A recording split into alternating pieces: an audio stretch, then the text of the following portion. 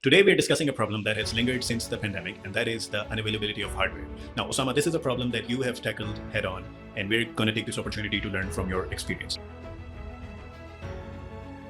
Hello, and welcome to a brand new episode of ThoughtXchange, the show where we bring industry experts and share their knowledge and wisdom with you. There are certain factors which I believe which influence customers or technical teams' decision to basically substitute the hardware. The customer needs to plan for alternates or replacements or substitutions, because relying on a single OEM, this could be problematic if you are not well prepared. Another option is that they could involve system integrators or experts which have worked on both of the equipments, the OEM that they have and the OEM that they want to select, or multiple OEMs which are present in the market. You might not have the same technical comparability with your existing equipment or what the customer basically desires. The issue was with respect to the available short circuit level, which is a very common term for with respect to electrical. So basically the whole equipment was at a certain short circuit level, but the main connection unit, that equipment was not available at that short circuit level. We had a discussion with the OEM. The OEM basically explained that we can provide it at that short circuit level, but we will require a certain time, which was like 2 months or 8 weeks, because they had to basically get it type tested. That's at that short circuit level. But the project was very fast paced. We went back to the customer. Customer definitely said that it is not possible because it's going to hurt our project and eventually hurt our productivity on the site. So we had to basically negotiate around this issue. Going one step ahead, in order to facilitate our customer, we basically made a 3D model for that substation in order to elaborate it to the customer that how we are going to run the cable trays inside and how the cables is going to be run, because there was a certain length that need to be introduced between the two connection points in order to mitigate or compensate for the design change. Hello, and welcome to a brand new episode of ThoughtXchange, the show where we bring industry experts and share their knowledge and wisdom with you. If you haven't seen our previous episodes, please check them out on this channel. Today, we're here with Osama Idris, a senior project engineer at Intech. Osama, please tell our viewers a bit about yourself. This is Osama Idris. I'm working as senior project engineer with the central engineering department at Intech. My overall experience is around 12 years, and I've been working since the beginning of my career with oil and gas industry. I've been engaged in different departments, in projects, in maintenance, in both departments at the same time as well. At Intech, I'm looking after multiple projects, both brownfield and greenfield projects, which involves, in some cases, supply of new equipment. In some cases, it's a substitution case. I'm also engaged with the site services, which involves installation, erection, also commissioning services. Today, we're discussing a problem that has lingered since the pandemic, and that is the unavailability of hardware. Now, Osama, this is a problem that you have tackled head on, and we're going to take this opportunity to learn from your experience. So let's start from the top and let's talk about the conditions where end users have a preference for specific hardware and what's their openness to alternatives and substitutes. Basically, apart from the technical point of view, there are certain factors which I believe which influence customers or technical teams' decision to basically substitute the hardware.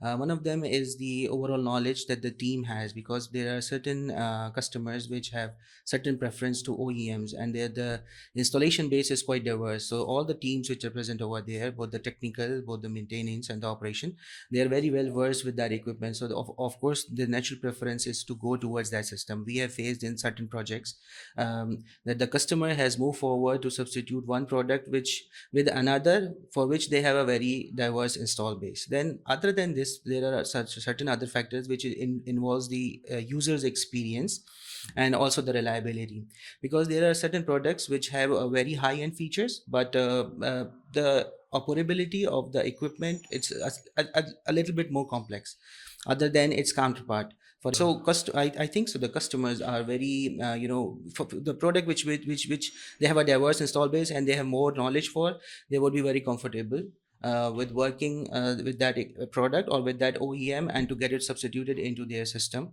And then comes the reliability, in which the customer or the user experience, where the customer believes that since the product is installed in their plant, the product is basically capable to work in the environment which they are working. When substituting, there is always a concern that will the product work up to the mark, or will it fail, or will it not. Then finally, another thing that comes into play is the sustainability or the product life cycle. Another another important factor which the customer considers is that for how long the product is going to be available on the market, so that if any substitution is required or if they run out of the critical inventory of spare that they have, the product should be available in the market so they can substitute it or install it.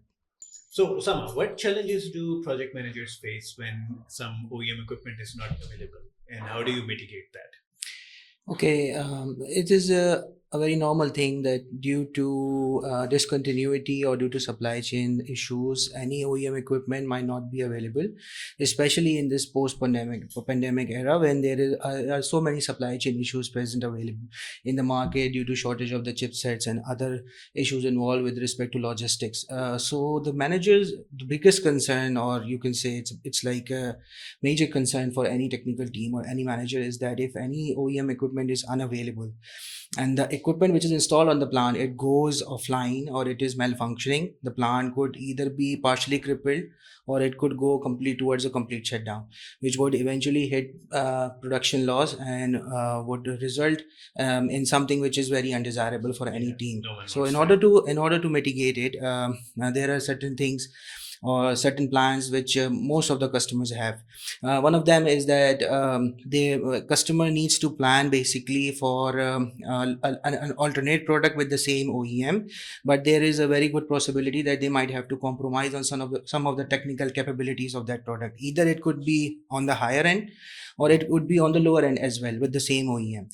Another issue which could come with this point is that if you are going towards replacement of the product from the same OEM, it might not fit into the same cubicle or into the same stuff where you will have to retrofit from the same OEM as well.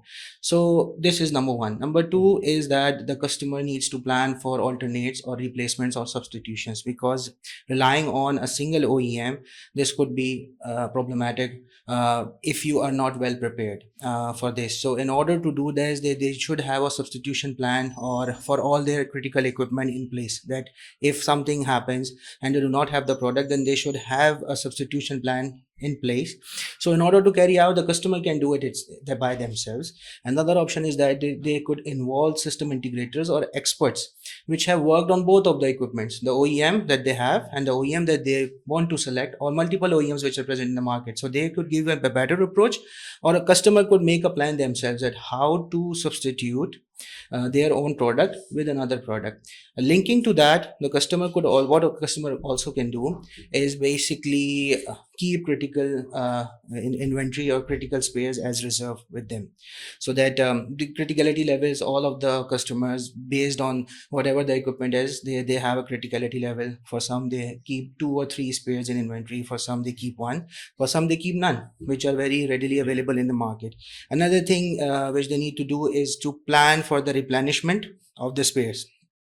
If something gets utilized due to some issue with the plant, one of the inventory is utilized, and they need to replenish it as quickly as possible. Another thing that they need to look at is that the equipment, if it's going to be discontinued by the OEM, if it's in the coming future, they need to put up the plan before it is discontinued. They need to replace it.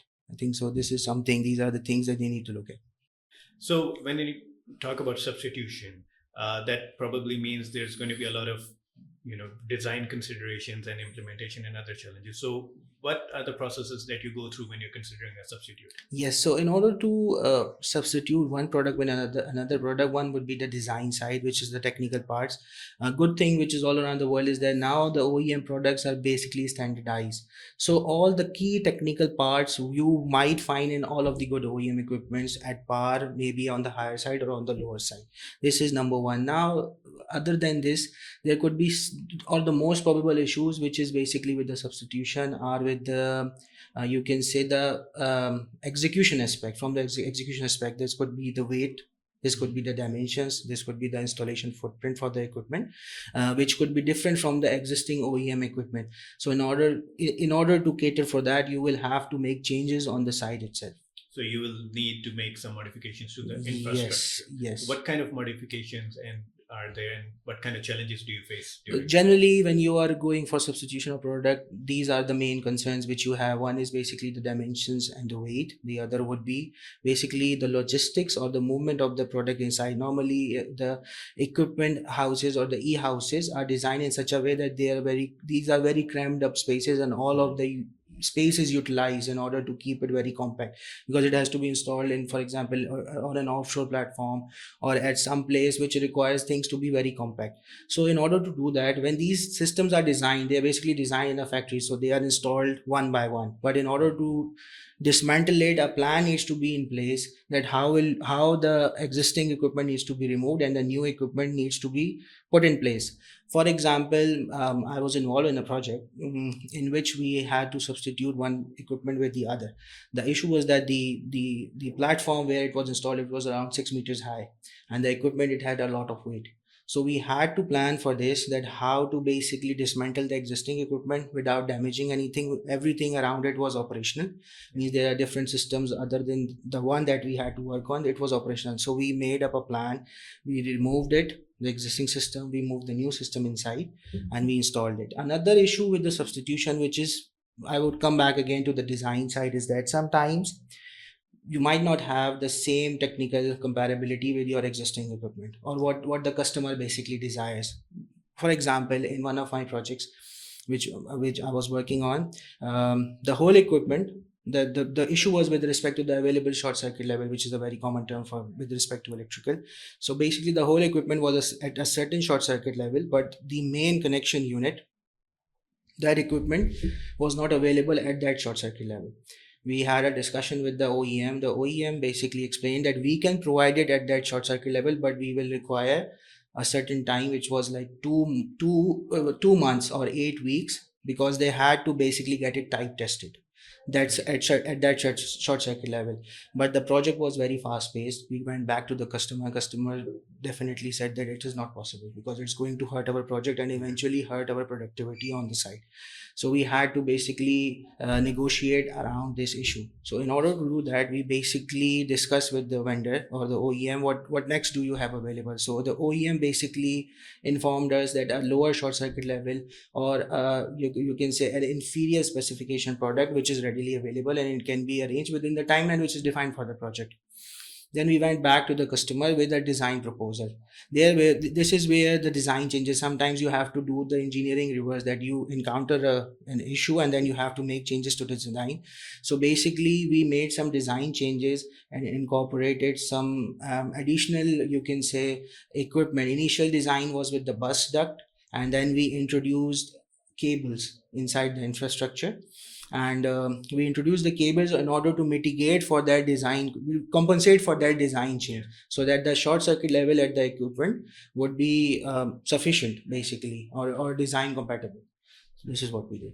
Right. So you had to make some modifications to the Yes. existing infrastructure Yes. to match the short circuit level Yes. with the new equipment. Yes. So basically, if let me elaborate it. Basically, the space was very compact, and there was multi level cable trays already installed in the substation, and we had selected the equipment. You can say equipment footprint was different from the existing one, so there was also a weight challenge. Customer had to make some modifications on the site in order to bear the weight for the new equipment. The equipment was installed. The other issue was the running of the cable trays inside, because we had to do it above or over height, and there was not enough space. So going one step ahead, in order to facilitate our customer, we basically made a 3D model for that substation, and we in order to elaborate it to the customer, that how we are going to run the cable trays inside and how the cables is going to be run, because there was a certain length that need to be introduced between the two connection points in order to mitigate or compensate for the design change. So customer was very worried about it. Whenever we used to sit with the customer was like discussing something which is in 3D with a lot of people, just on paper or with hands, it's very difficult. So basically we made a 3D model and we elaborated to the customer through this, and I think so within the next 2 meetings the design was closed. They were able to understand it. So once you installed the equipment, were there any other challenges on the downstream impact of it? Were there any other things that were affected with this substitution that you had to look out for? Once the equipment is installed, I think so the challenge that would come would be basically the knowledge base for the operations team and the maintenance team, because this is a substitution equipment.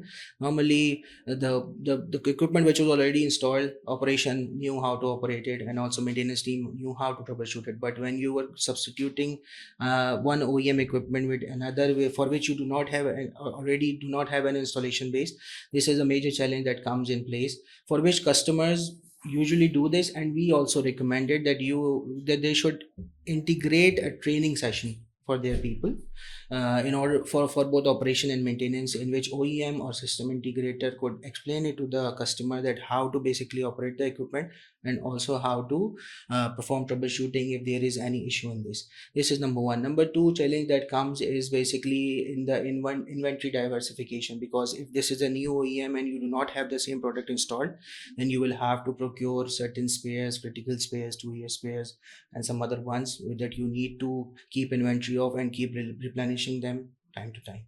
So the new system, the substituted system you guys provided, what was the spares availability situation for that one? The new system that we provided, some of the spares were already available with the customer for our project, because the customer basically went with the preference.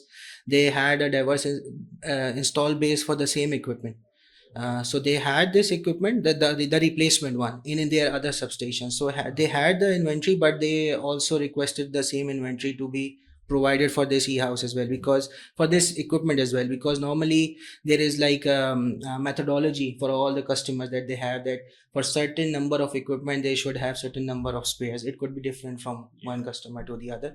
So this, for this project that I was discussing, the customer specifically requested that you should provide all the critical spares along with the equipment, so that they have it in place, because the equipment was basically like a main bottleneck in their plant. If the equipment goes down, or if the equipment becomes inoperational, the whole plant was crippled. So this was a very critical equipment of the project that we were doing. So we learned that having a substitution plan and the expertise to build and execute it is a very necessary requirement in the post-pandemic era. So thank you for your time, Osama. Thank you for joining us. And thank you everyone for viewing this episode. You be sure to check out our channel for previous episodes, and we'll see you in the next one.